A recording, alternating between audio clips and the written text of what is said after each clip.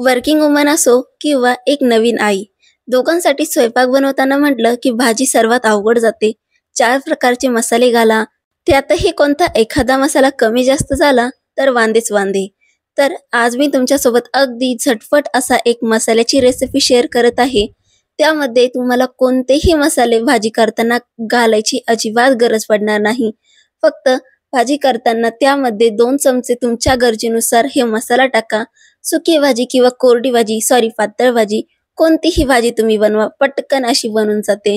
4 प्रकारचे मसाले घालण्यापासून तुम्हाला सुट्टी. असा हा इन्स्टंट असा मसाला आहे. बनवायला खूप असा सोपा आहे. चला तर मग मंडळी, रेसिपीला सुरुवात करूया. रेसिपी अगदी सोपी आहे. तर या रेसिपीमध्ये आपल्याला काही खडे मसाले किंवा मसाले आपल्याला भाजायचे आहे.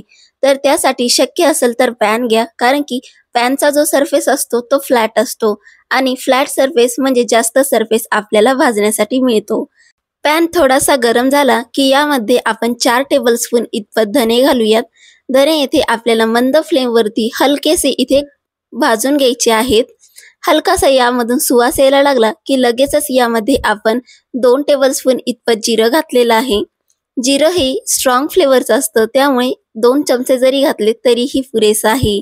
त्याचबरोबर मी इथे 2 चमचे इतपत बडीशोप घेतलेली आहे, म्हणजेच 2 टेबलस्पून. याचाही फ्लेवर यामध्ये खूपच छान येतो.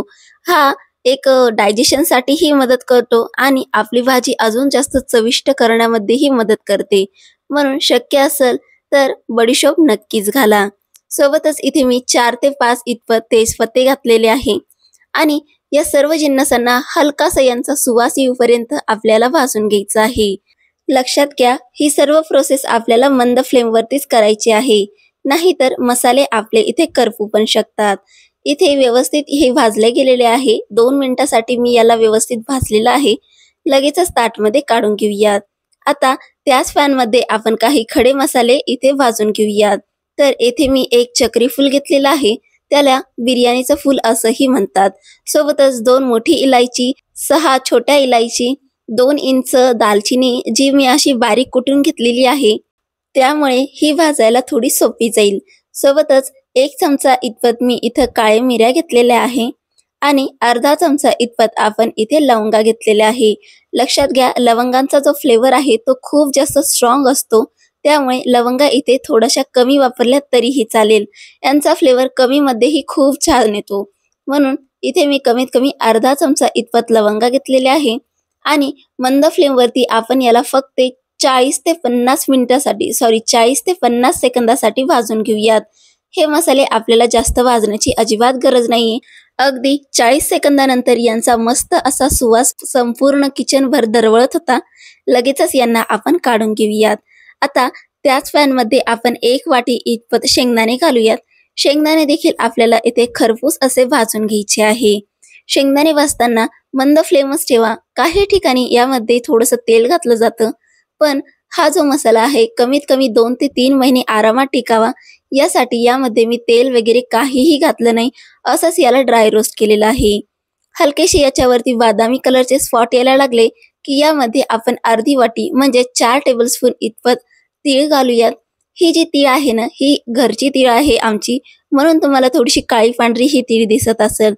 हे तीळ घातले की अगदी 1 मिनिटासाठी हे आपण भाजून घेऊयात आणि लगेचच आपण याला काढून घेऊयात. परत त्याच पॅनमध्ये आपण अर्धी वाटी इतपत खोबरं घेतलेलं आहे. खोबरं इथं मी अशा चंक्समध्ये कापलेलं आहे. तुम्ही किसून जरी घेतलं तर तरी चालेल. उलट किसून घेतलेलं खोबरं लवकर भाजतं आणि मिक्सरमध्ये दळतानाही सोपं जातं. आता यामध्ये आपण अर्धा वाटी इतपत कढीपत्ता घालूयात. कढीपत्ता येथे कम्प्लिटली ऑप्शनल आहे, पण कढीपत्त्याचे बेनिफिट्स मात्र इतके आहे की याला आपण वगळता अजिबात हा मसाला बनवण्यात काहीही अर्थ नाही. कारण की हे जो कढीपत्ता आहे आपल्या आरोग्यासाठी खूप चांगला असतो, पण आपण जर असाच हा फोडणीत जर घातला तर तो आपल्या खाण्यात येत नाही. म्हणजेच थोडक्यात आपल्याला याचे बेनिफिट्स अजिबातच भेटत नाही. पण अशा प्रकारे जर आपण यांना मसाल्यांमध्ये ऍड केले, आपण स्क्रॅच पासून बनवलेल्या मसाल्यांमध्ये, तर या कढीपत्त्याचे जे बेनिफिट्स आहेत ते आपल्याला नक्कीच मिळेल. कढीपत्ता इथे आपल्याला मस्त क्रिस्पी असं होऊन भाजून घ्यायचं आहे. आता हा हलकासा क्रिस्पी झालेला आहे. आता यामध्ये मी कमीत कमी 20 ते 25 इतपत पुदिन्याची पानं घातलेली आहे. याला आपल्याला अगदी क्रिस्प होईपर्यंत भाजून घ्यायचं आहे. पुदिन्याची पानं हे देखील इथे ऑप्शनल आहे, पण चटपटीतपणा यावा यासाठी मी इथे पुदिनाची पानं घातलेली आहे. तुम्ही नाही घातली तरीही चालेल. आता यामध्ये मी 1 टेबलस्पून इतपत खसखस घातलेली आहे. याचा फ्लेवर खूपच छान असतो आणि ही खूप जास्त आहे ना म्हणजे नशासारखी असते, त्यामुळे जास्त प्रमाणात खसखस अजिबात घालू नका. 1च चमचा इथं खसखस घाला. याला हलकसं भाजून घेऊया आणि लगेचच एका प्लेटमध्ये काढून घेऊयात. 15 मिनिटासाठी याला आपण थंड करून घेऊयात आणि 15 मिनिटानंतर आपण यांना मिक्सरमधून दळून घेऊयात. आता 15 ते 20 मिनिटं इथे झालेली आहे. आता याला दळून घेण्यासाठी सर्वात पहिले जे जाड मसाले आहेत जसे की खडे मसाले आणि खोबरं हे आपण इथे पहिले भाजून घेऊयात. आता तुम्ही म्हणाल खोबऱ्यामध्ये तर बाकीचे जिन्नस पण आहेत जसे की खसखस झाली, कढीपत्ता, पुदिना यांचं काही नाही, पण खसखस देखील इथे लवकर बारीक होत नाही. त्यामुळे ही आपण सर्व खड्या मसाल्यांसोबत इथे बारीक करून घेऊयात. इथे मी छोटं मिक्सरचं भांडं वापरलेलं आहे, कारण की हे जे आपण खोबऱ्याचे चंक्स वापरले आहे ते छोट्या भांड्यामध्ये व्यवस्थित पिसल्या जातील. आता याला मिक्सरला पल्स मोडवरती मी चालू बंद करत करत याला असं बारीक असं दळून घेतलेलं आहे.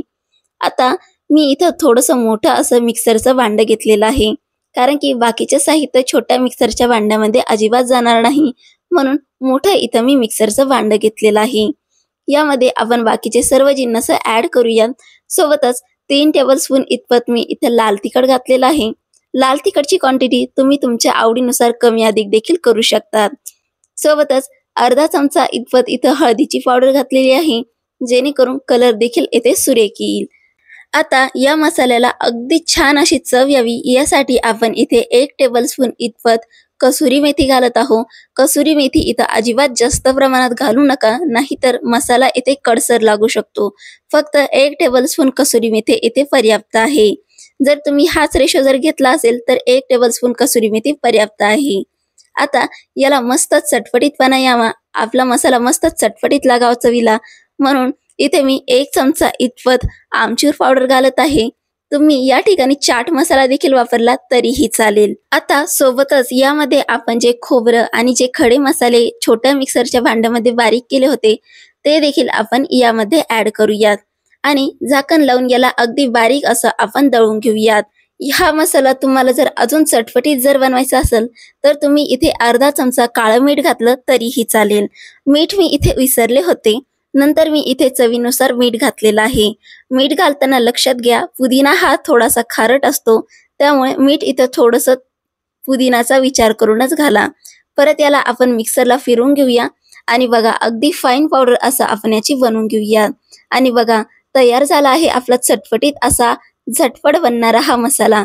हा मसाला तुम्ही सुक्या भाजीमध्ये घाला किंवा पातळ भाजी करायची असेल तरीही वापरा. आणि हा मसाला तुम्ही काचेच्या बरणीमध्ये स्टोअर करून अगदी 2 ते 3 महिने फ्रीजमध्ये स्टोअर केला तर अजिबात ह्याला बुरशी काही जाळं सुद्धा लागणार नाही.